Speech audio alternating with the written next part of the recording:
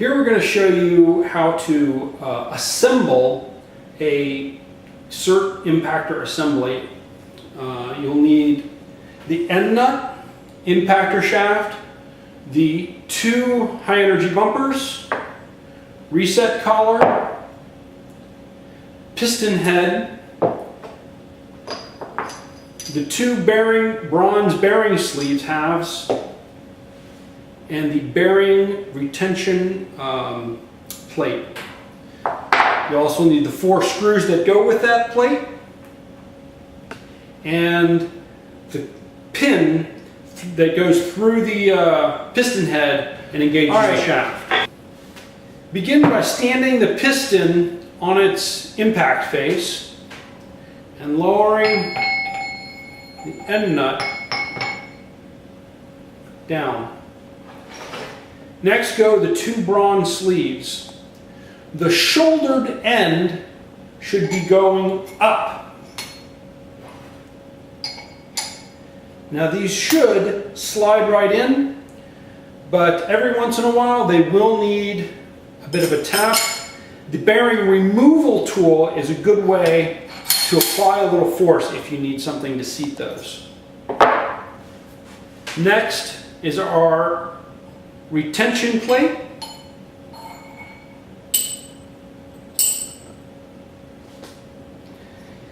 The countersunk holes should be lined up over your threaded holes.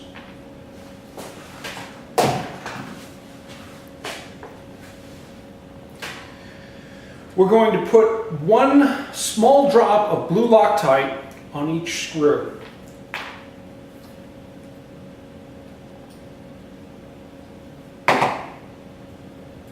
Make sure I got the right burly wrench.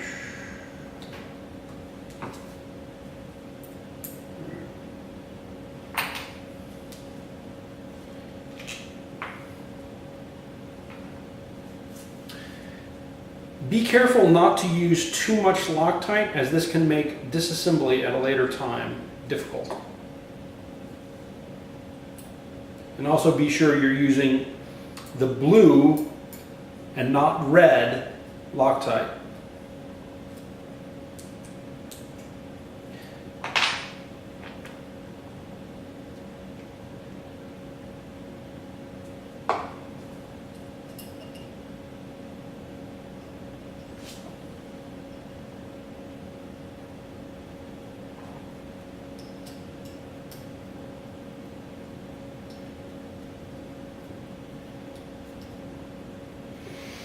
As with all mechanical assemblies, it's a good idea to get all 4 screws installed before you begin tightening anything down.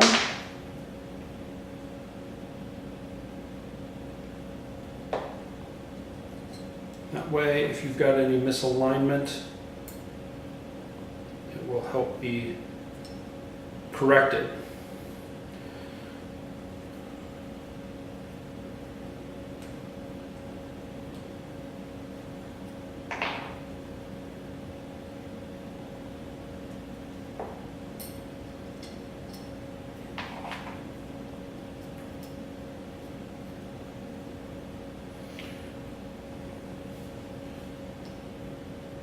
Now that all 4 screws are installed, make sure they're all firmly seated.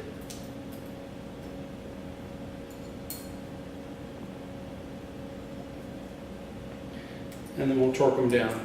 This does not require a great deal of torque, but do make sure they are tight.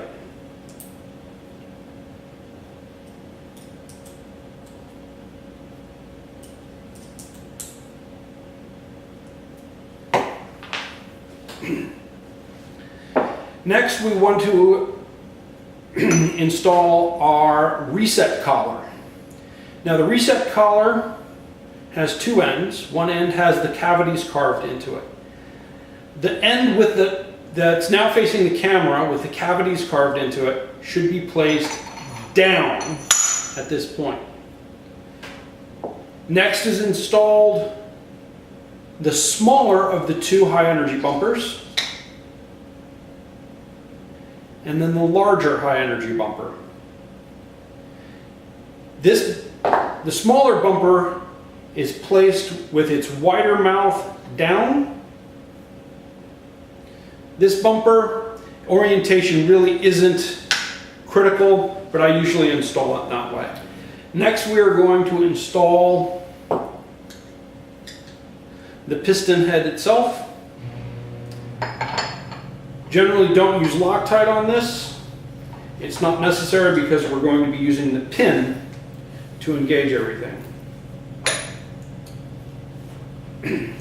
Once that's threaded down by hand, we'll need the fixture.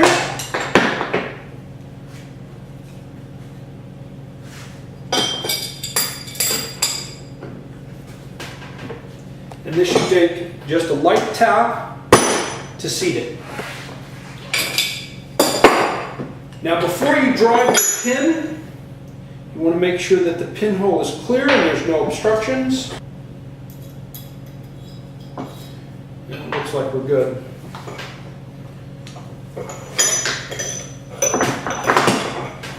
So next we're going to install our roll pin. Make sure you're using a new roll pin. The piston head, the pinhole has two ends.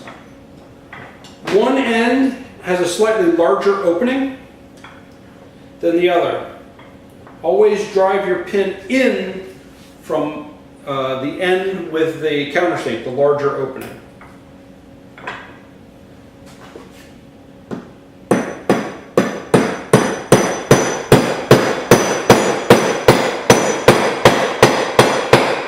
As you can see, it should not take a great deal of force to drive the pin in. If you're having to strike very hard to get the pin to drive in, you may have an obstruction. Try removing the pin from the other side, making sure you're clear.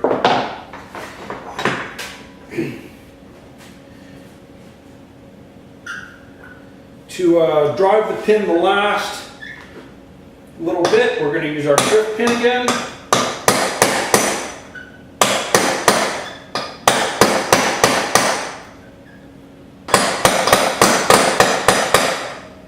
When you're installing the pin, do your best not to strike the head in any way. Any mars or defects could cause damage to the chamber. Particularly try not to damage this bearing face here. Also at this time it is a good idea to examine the ring, this is what provides your seal in the combustion chamber. If the ring is deformed or damaged, it may be a good idea at this time to remove it and replace it.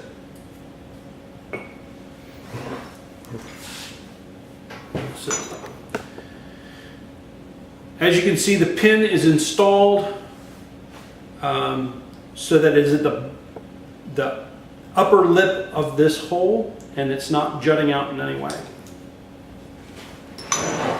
And now we have a completed CIRT impactor assembly.